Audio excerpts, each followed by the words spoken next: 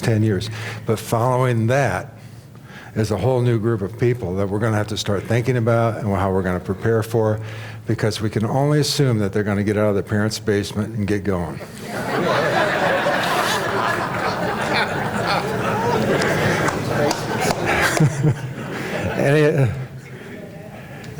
Back there and then you. I'd like to extend a special thank you to Steve Smith and the board for the April 17th announcement that they have reached an agreement with Tom Anderson to build a concert park, a restaurant, and a general store, which will save the community club a lot of money. Thank you, Steve.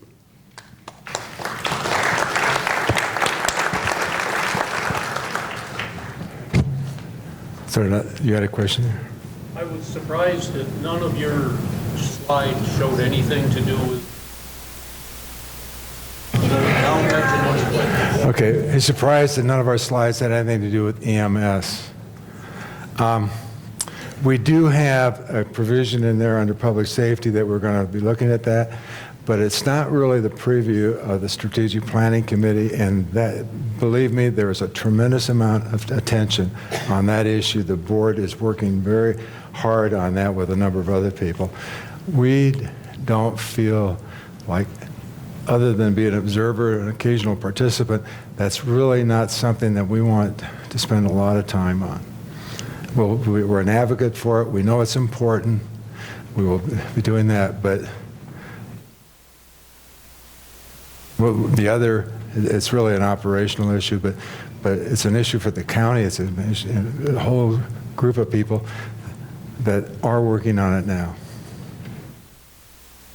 I'm glad to see that you're going to continue to solicit input from the residents. That's consistent with the interest of the this community as expressed in the survey. So that, and it's just good, wise management on the part of the Strategic Planning Committee, because every comment that's made, that's sent in to you guys, is going to be from a resident that has obviously a very parochial interest in enhancing and making this a better place to live. Selfishness will pay off in the long run. What I would like to see at the end of that process, when you publish your final documents in October, and you're going to present that to the board, I'd like to see some attribution of any changes that are made to your recommendations or your focus based on the comments that you do receive from this people in this community.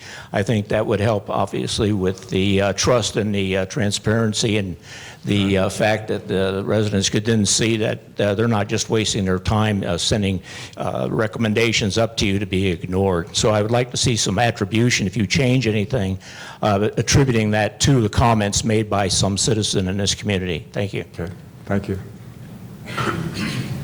Just a quick comment on that. You probably you see us, we're not taking notes. We are going to review the video very carefully and pick up all of these comments. So that's one of the reasons the mics are so important, so we can hear that. And that's a great suggestion from the gentleman, and I think we can outline and highlight because there have been a number of suggestions today that I think we can address in the strategic plan and in some of our objectives. So we'll be poring over this video very carefully to pick up all those comments. So please try to use a mic so we can pick those up. Steve, how much time do we have? Bring it to a close. Okay, one more question over here, and then we'll have to wrap it up. Really, I want to comment to the gentleman when he said retirement wasn't in your vision missions, but it definitely is in the visions. But I can't remember exactly when Mr. Anderson did come here. I believe it was at one of your meetings, and it's a rare time that he came in, and he said this is not a retirement community, that this is a resort community. And there was a lot of disgruntled people here saying, why can't it be a resort/retirement? And any of us that have been here any period of time came here as a retirement community with a resort inside. But I also want to add, Mr. Weber brought in Mr. Chambers when it first started out of what we're going to do, and his last remark to us before we went any further, you have to decide if this is going to be a resort or this is going to be a community, because that's going to make a big difference how you go forward in your finances and that. Okay, thank you. Thanks. All right, we'll move on. We've got our final presentation, which is, if I can put my glasses on and read this. Jeannie Miller is going to give us the recommendations that have been created by the, as soon as she gets mic'd.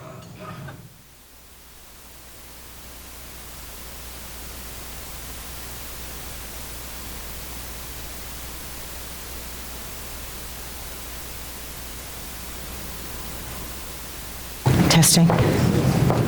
Is it working? Yep. Okay. All right, so I'll turn the floor over to Jeannie. Well, since the other presenters said that they were warming you up, and Phil, thank you, you did a good warm-up job. If you're hot by now, it's not my fault. Before I even start, I would like to introduce you to our committee. And so I'm going to ask them to stand up. And Arthur Tibbetts is our chairman. If you just turn around. And Alex Karras is another member of our committee. James Lawson, are you here today? He's the executive chef who's currently working at Druid Hills Fireside. And Michelle Pence is our staff liaison, who has been absolutely wonderful in the process that you're about to see and helped me do this PowerPoint presentation. The first thing I want you to know is that we developed, this is what we're going to accomplish today, the things that you're going to see and hear with my conversation and this PowerPoint presentation. We want you to know that we originally started with member dissatisfaction. We clarified what that was with the survey responses. Then this committee was established, and I'll tell you more about that in a minute, based upon, to identify those problems. And then we observed the current conditions. We made suggestions to resolve those issues, and some of the changes, things that needed change, were already put into place by the staff members who are on our committee. And from there, where do we go next?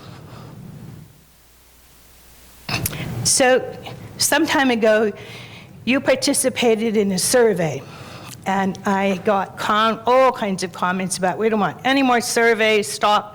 But in doing that, and we thank you for participating in that survey, you told us what you wanted, what you needed, what you thought the food and beverage was supposed to be, and we listened to that. We asked for your input. You responded to the survey. Thank you for your input. It was very valuable in making the decisions that we made to this particular point. The survey was completed on March 15th. We had our answers, responses, and totals by 3/21. So what you told us in that survey, you want better service. You want them to have the servers to be better trained, to know what they're doing, and to be more consistent.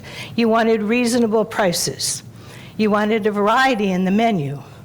You wanted better food quality and taste. Things weren't coming out of the kitchen the way you thought they should be coming out of the kitchen. And some of the atmosphere in some of the restaurants was not up to par. You wanted it to be profitable or reasonable amenity fees.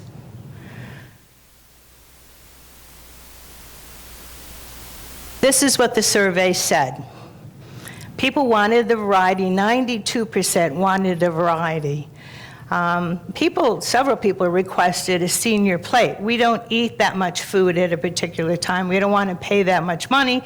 Give us smaller portions for a less expensive price. Food and beverage is an amenity. We asked you, what do you understand or believe that it is an amenity? And even those who agreed that it was an amenity didn't think we should be spending that much money on the amenity. It should be less. The most favored special event was chicken and pasta. The people wanted a cup of soup or a bowl of soup and a half sandwich. We used to have that, and it wasn't available again. So 61% requested that. Stonehenge Grill was definitely overall the favorite restaurant. There were dinner items requested like steak and cooked well, obviously. Salmon was also requested by 41%. People wanted that strawberry and chicken salad back. It was taken away for a period of time, and people wanted the Reuben sandwich back.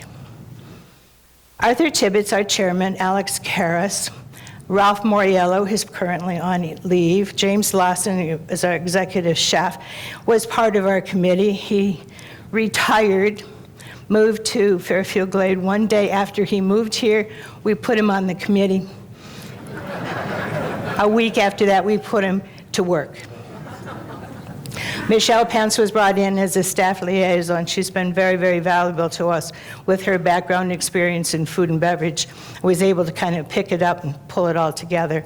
And I am your liaison. Please bear in mind, we chose to have a 5-member committee. 4 people came on board for various and sundry reasons. We lost 4 people in the route, so we had to bring more people back on that were just to keep the committee in going. It's been a rough go. So, the committee process, what did we do? How did we come up with these suggestions we're going to give to you today? We started with the front of the house. That may be a term that's not familiar to you, or it may be, and that's who you see. That's your server, that's your bussers, that's your hostess, that's your supervisors that are on the floor. That's the front of the house. The back of the house is just as busy or busier. You have a cook, you have a line cook, you have a master chef, you have somebody who's making the menu, you have dishwashers, and you have food preparation people who do nothing but cut the salad before it actually gets put on the table. So we had to look at both of these areas. What's happening now? What are we doing? What should we be doing? So, staff member, staff liaison, working in the environment was most helpful. Michelle, being a staff member, she was actually doing the job in the correct way and setting things in place. So almost immediately, you started to see some changes. It was slow going, perhaps, and it's not there yet, but we were able to actually make the changes as the committee and the staff identified the need. The observation of the current conditions, because they were there, because they were on site. As a committee person, you can't walk into the kitchen and say, how kind of a cook are you today, and what do you make? And as a committee, that is not your responsibility or your interference in doing it. But having 2 committee people in those environments really was helpful to come back to the committee with observations that we could discuss in how can we do this, how can we change this. The committee discussion had suggested several improvements, several updates to service, quality of food, quality of service, financial impacts were discussed with the team on a regular basis. Current staff is not adequate for great service, not adequate for great service. We're currently struggling, as the entire industry is, and I challenge you to go downtown Crossville, or at Cookville now, I'm hearing is the same thing. Show me a restaurant, show me a building, show me a service, Lowe's, anything, that doesn't have a help wanted sign on it. Our struggle in the industry is finding quality employees. Now, we can find employees, we can pay them lots of big money, but getting a quality employee with a work ethic who wants to serve you has been a task. The current culture is hindering great service. The current culture harbors past negative experiences. What we've heard more often in the kitchen, this is the way we've always done it. Well, the way we've always done it is not the best. We want to be the best. And so we have had to work with that culture. We've had to work with those people, and we've had to train them. Training was minimal to non-existent. We've had several different people here in the dining industry, food and beverage industry, who have their own ideas of what to do. It's a big Food and beverage is difficult anyway, but it is a big challenge to change the mindset of the workers and the mindset of the patrons, because what we expect comes from our background. If you're happy with the Wendy's and you just go and get somebody who takes your order and slaps it to you, then you don't have any problem maybe with someone who wants to just put your food down in front of you and walk away. If you've been treated like a country club person has been treated, you expect service from the left, pull from the right. You expect them to ask you the correct questions. That's a training process. And the people we're training have never had that. So we're sorting from score one. Quality people who are willing to work have so much to be taught. We had a complaint by one patron, one member, who said she didn't even know what au jus sauce was. Well, she's probably never been somewhere that, they don't have it at Wendy's, they don't have it at McDonald's, so how would she know what au jus is? That's not a criticism of her quality of work, but that's what we are working with. That's what we're dealing with and the people that we're trying to train. Management was poor and not consistent.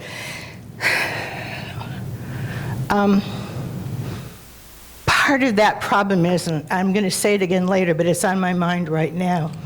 If you own a restaurant, if you own a business, if you have stock in the business where you're working, you're going to find that you care whether or not you buy an extra package or an extra box of paper clips, because it's coming off my budget. If you are working for someone and you're getting a paycheck, and your paycheck does not change about whether or not too much money is spent on paper, you don't care. Oh, I can't find it, let's just order another pack. Well, we have the attitude here because we're a club, but the people who work here don't own it. They don't have ownership. So they don't have the same love that a restaurant owner, if you have known a restaurant owner, goes to work when the sun comes up, and they go to bed when the restaurant closes. And they're there the whole day. They make sure that nobody is taking money out of the till. They make sure that the food is being prepared correctly. And when you have somebody with that kind of dedication, you're going to have a successful business. When you have a business where they're all workers, which is what we have here, it is so hard to get the dedication to that particular industry.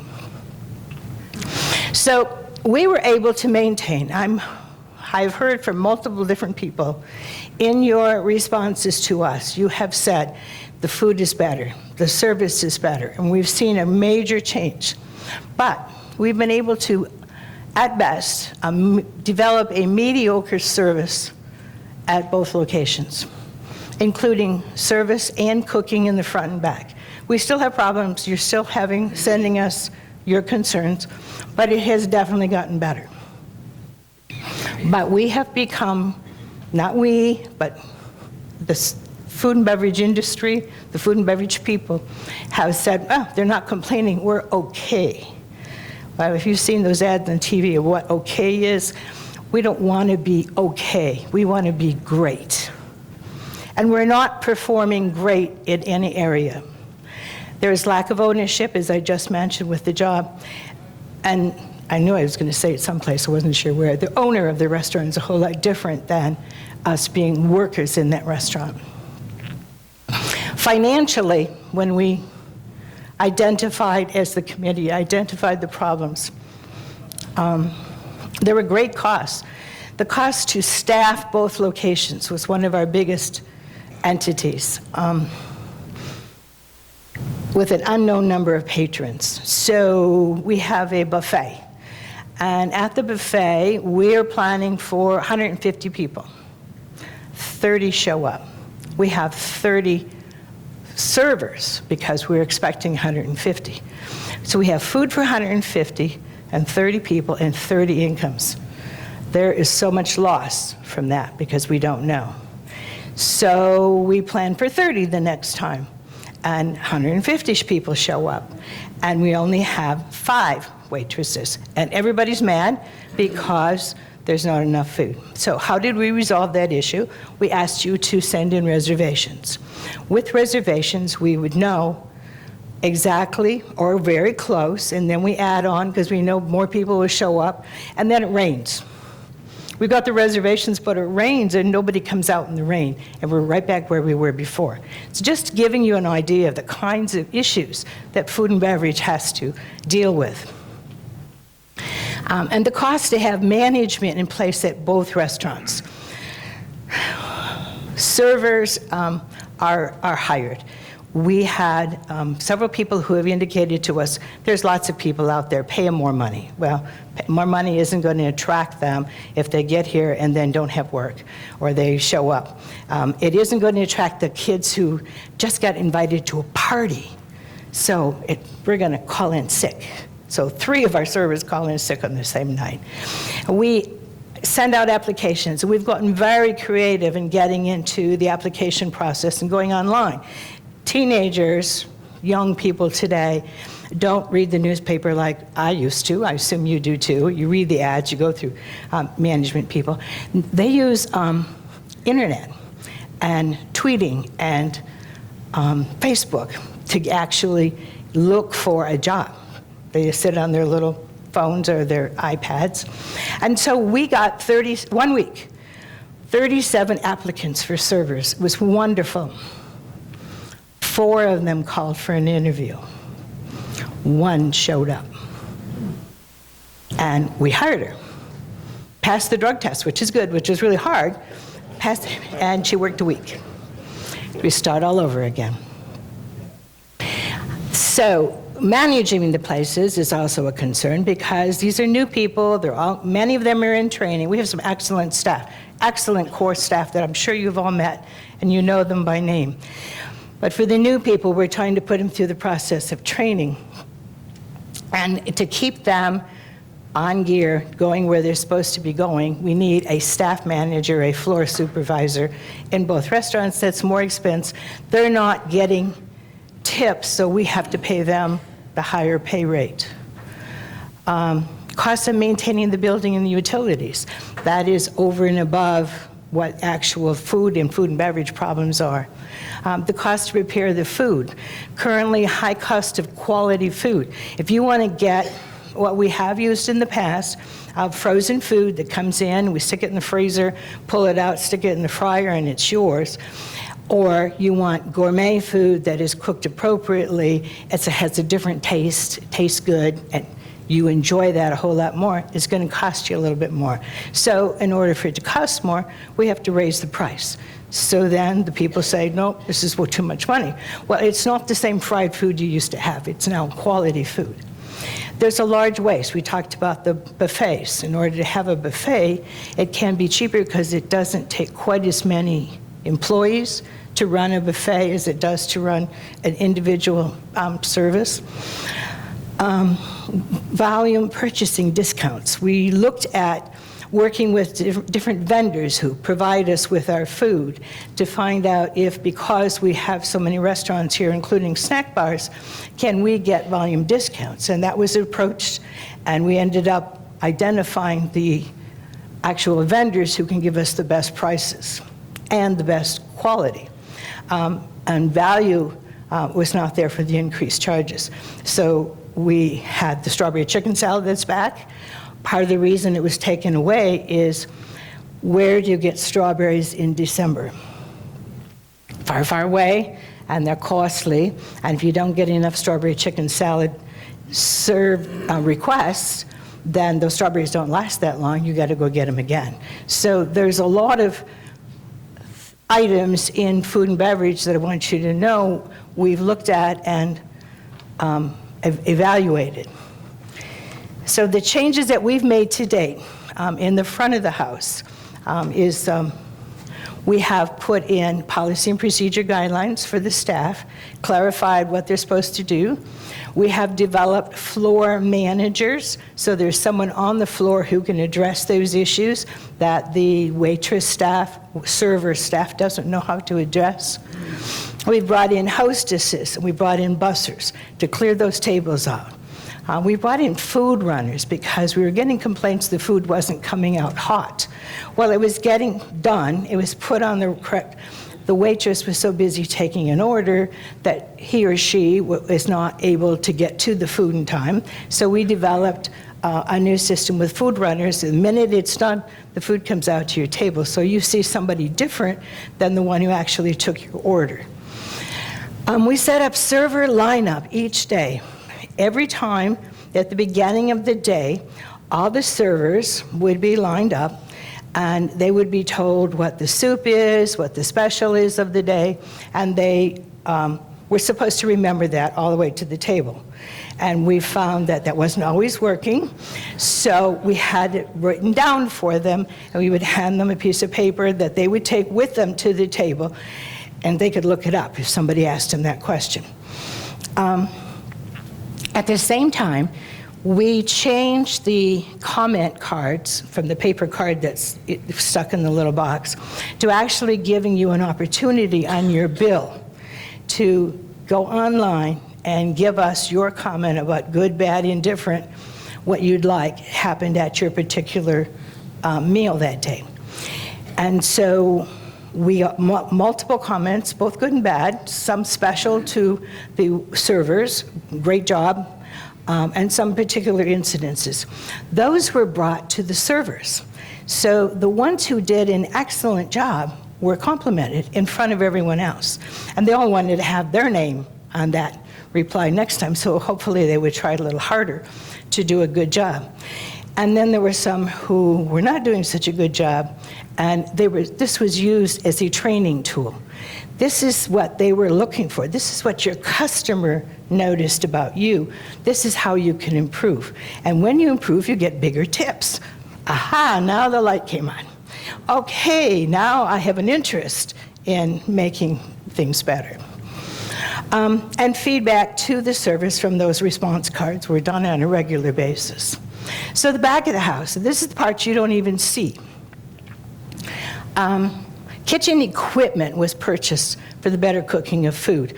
A combi oven, I had no idea what that is, except it does steaming as well as cooking, as well as convection, as well as actual baking, all in the exact same oven at the same time, and it keeps your food moist. So instead of sticking something in the oven and it comes out to you hard and dry, it comes out with much better quality food. So we purchased that particular item. We ended up getting some larger, I'm going to draw a blank right here, but it's the things that you can cook hamburgers on. Grill.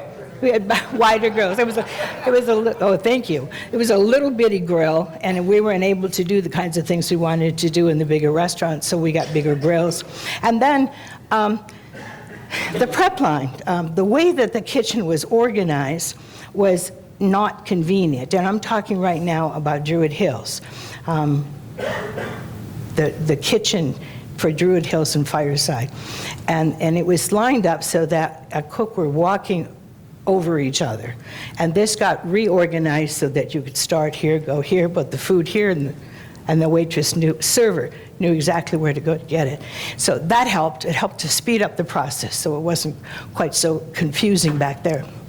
Recipes were established of the proper preparation and pricing. So if you get a line cook or a new cook or a change of shift, that recipe was going to come out the same the second time. Why didn't we think of that before?